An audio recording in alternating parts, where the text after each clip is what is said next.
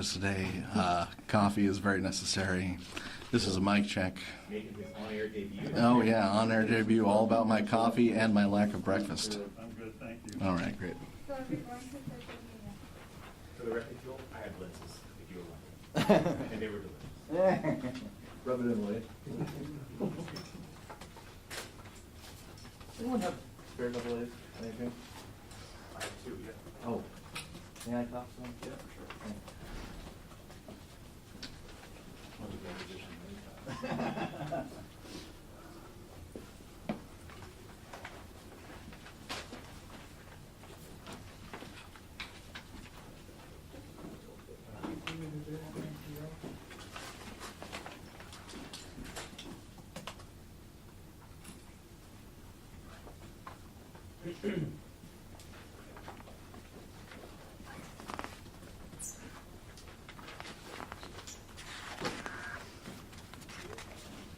The next person that opens that door will be the real deal.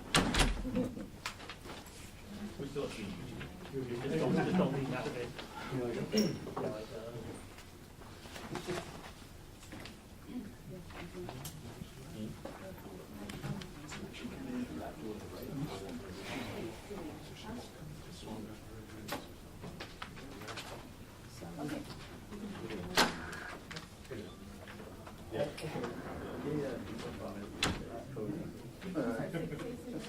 It could be worse, though.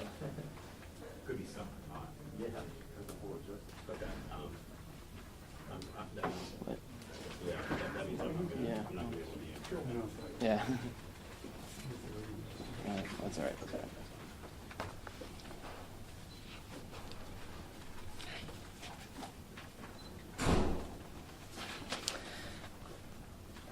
Thank you all for coming this afternoon. I am San Francisco District Attorney Brooke Jenkins, and I want to start by first sending our well wishes to Mr. Pelosi once again. We are truly praying for a speedy recovery on his part. I want to also start by thanking the San Francisco Police Department for their immediate and swift investigation of this case. I am here today to formally announce charges against Mr. David DePape in connection with the violent attack on Mr. Pelosi. The charges that we are filing today include attempted murder, residential burglary, assault with a deadly weapon, elder abuse, false imprisonment of an elder, as well as threats to a public official and their family. These charges are based on the following facts, many of which are contained in the federal affidavit that was filed today, as well as will be contained in the motion to detain Mr. DePape that we file tomorrow. Mr. DePape specifically targeted the Pelosi home to confront Speaker Pelosi. He forced his way into the home through a rear glass door by breaking that glass. The defendant made his way upstairs to the second floor of the home, locating Mr. Pelosi in his bed sleeping. He woke him up, confronting him about the whereabouts of Speaker Pelosi. Mr. Pelosi, who was sleeping, was wearing a loose-fitting pajama shirt and boxer shorts. He was forced to get out of bed, and at some point during that encounter, Mr. Pelosi attempted to access the elevator in the home, which has a phone. The defendant then blocked Mr. Pelosi's access to that elevator. It was at some point after that Mr. Pelosi asked to go to the bathroom, which is where he was able to call 911 from his cell phone. The defendant, realizing that Mr. Pelosi had called 911, took Mr. Pelosi downstairs near the front door of the residence. 2 police officers arrived at the front door 2 minutes after that 911 call. When that door was opened, the defendant was holding his hammer, which Mr. Pelosi appeared to be attempting to control by holding a portion of that hammer. The defendant then pulled the hammer away from Mr. Pelosi and violently struck him in the top of his head. The police then immediately apprehended the defendant. What we also have learned is that the defendant brought to the location of the Pelosi residence a second hammer, as well as zip ties, rope, and a roll of tape. What is clear based on the evidence that we have thus far is that this House and the Speaker herself were specifically targets of the defendant. As for next steps, the defendant is expected to be arraigned tomorrow afternoon. My office will be filing a motion to detain him without bail, and that is based on what is obvious and severe public safety risks that the defendant poses to San Francisco as well as the outer community. Violence has no place in this city, and we will work vigorously to hold the defendant accountable. One last thing that I want to say today is that as leaders and as citizens, it is incumbent upon us all to watch the words that we say and to turn down the volume of our political rhetoric. We should be able to all engage in passionate political discourse, but still remain respectful of one another. Violence certainly has no place in San Francisco or in politics. Thank you. Thank you, and now we'll open up for some questions. Yes, could say, how many? Whoa, slow down. Before we get that, I would like to keep this a little bit orderly just because I want to make sure we're able to get through and not have a free-for-all. Yes, sir. Jim Crawford, Wall Street Journal, Brooke, Jenkins, thank you for this. How many, who opened the door for the police officers? And one question. My second question is, how many times, he was struck one time with a hammer, not twice? So at this time, it's unclear which of the men opened the door, and we are also still fleshing out how many times he was struck in the head. Gabriel Bachelor, Mercury News. I'm wondering how an individual was able to access the home of someone so prominent. Was there any security in place there? How was he able to open the door of this home?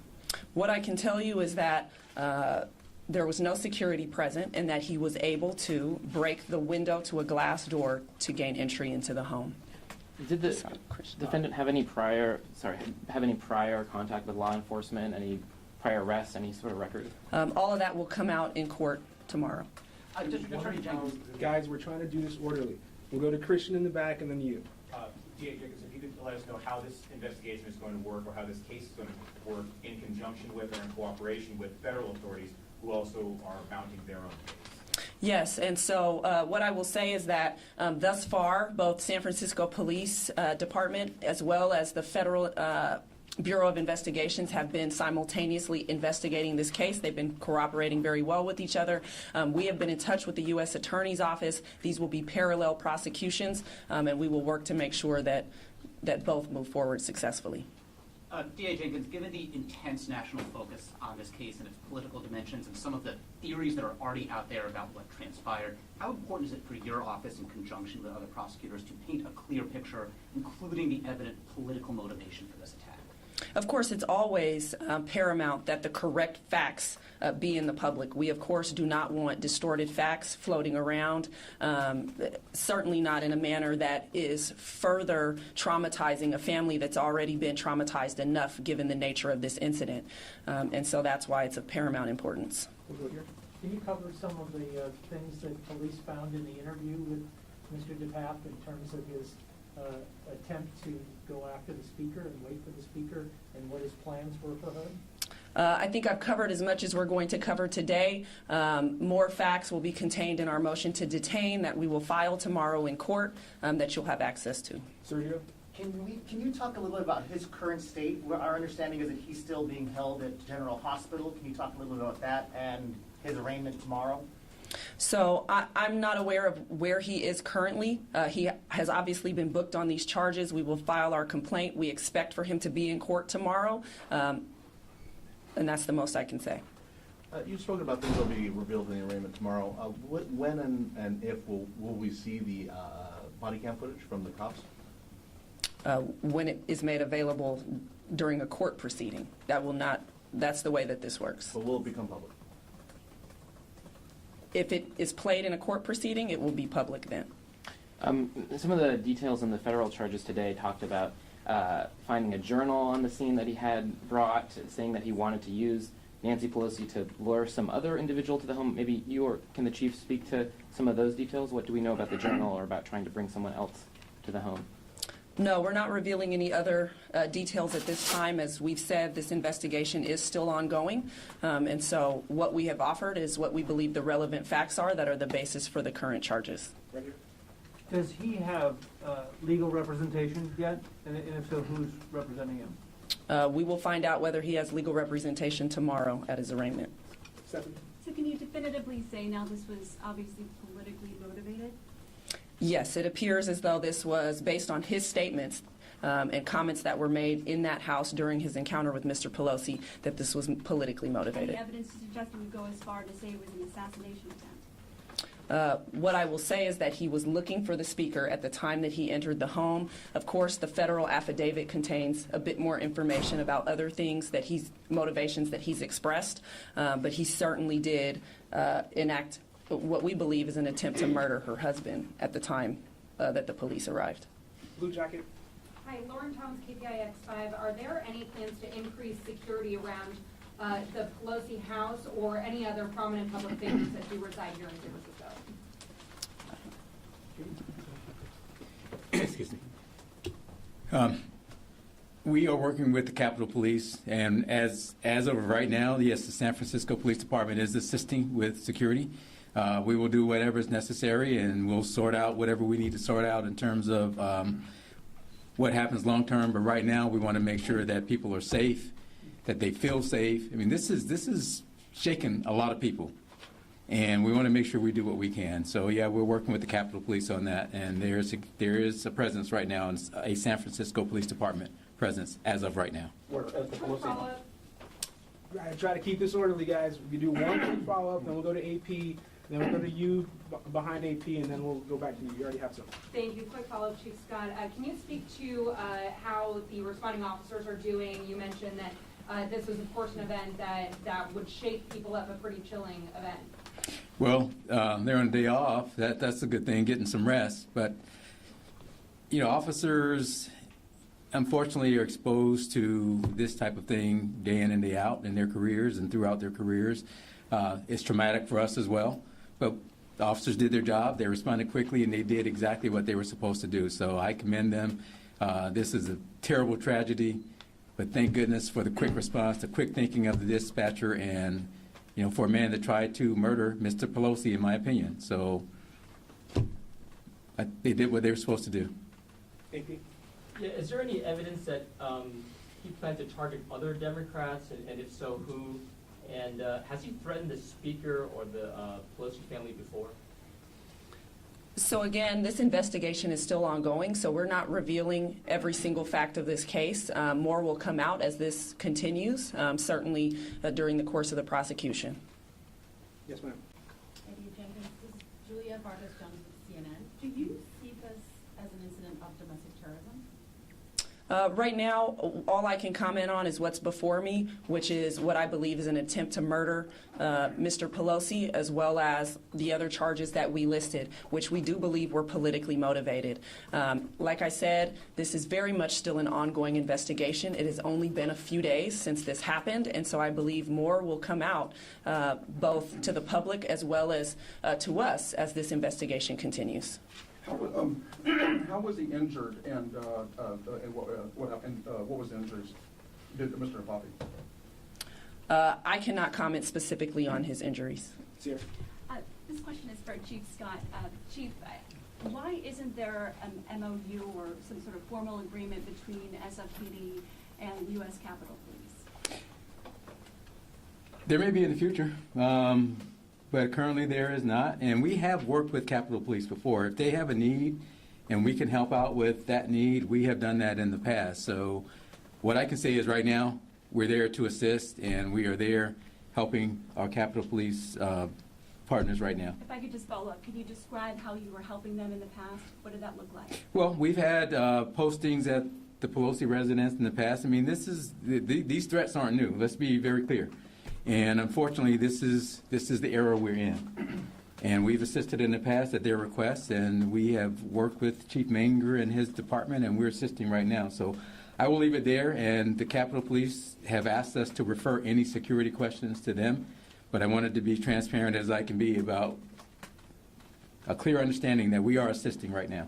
Are you in talks Okay. to change that with the MOU? Thank you. You've got a lot of follow-ups in there. We're going to go to you, and then we'll do 2 more questions. Yes, ma'am. Thank you, Pilar with Telemundo Channel 48. What kind of sentence does he face if he's found guilty of the charges? Currently, he's facing 13 to life.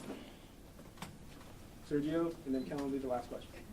I guess what's most disturbing about this, obviously, is that it's not just targeting her, right? It's family members. Can you talk a little bit, can you offer any kind of assurance to people? I mean, there's a lot of people in this city who, we have senators and governors who come in and vice presidents and family members. Can you talk a little bit about that, please? Yeah, of course. It's something that I will tell you unnerved me as a political figure in this city. I think we've gotten to a point where we know that there have been tragedies in this very city of political leaders in the past.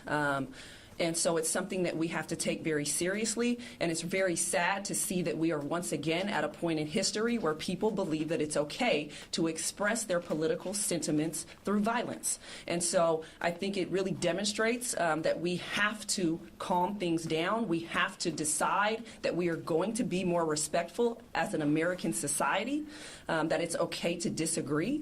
But it certainly is something that has unnerved us all. Kellen, last question. Yeah, can you just walk us through a little bit more of the timeline here? You mentioned something about him trying to access a phone in an elevator, which I don't think had come out before. How long before 911 was called was DePape in the house? What more can you say about that? That's not a detail that I am able to give you at this point. Like I said, this investigation is only days fresh. We are still fleshing all of the specific details out. Thank you all for coming. We really appreciate your time. Have you heard anything on his Thank you. condition, That was by the way, last on Mr. question. Pelosi's? Thank Can you That offer was the any last words to question. him? Thank you. That was the last That's question. for the We really family to appreciate it. answer. Thank you. We really appreciate everyone's time and attention, and we know you have to all go file your stories and get on, do the things you need to do. Thank you all so much. What's the best way to get out? I will email the press release shortly. I mean, out. Mr. Sheriff? I will show you in just a second. I need to turn this off. Randy, can we use this room to get a clap? Yeah. Hey, how you doing?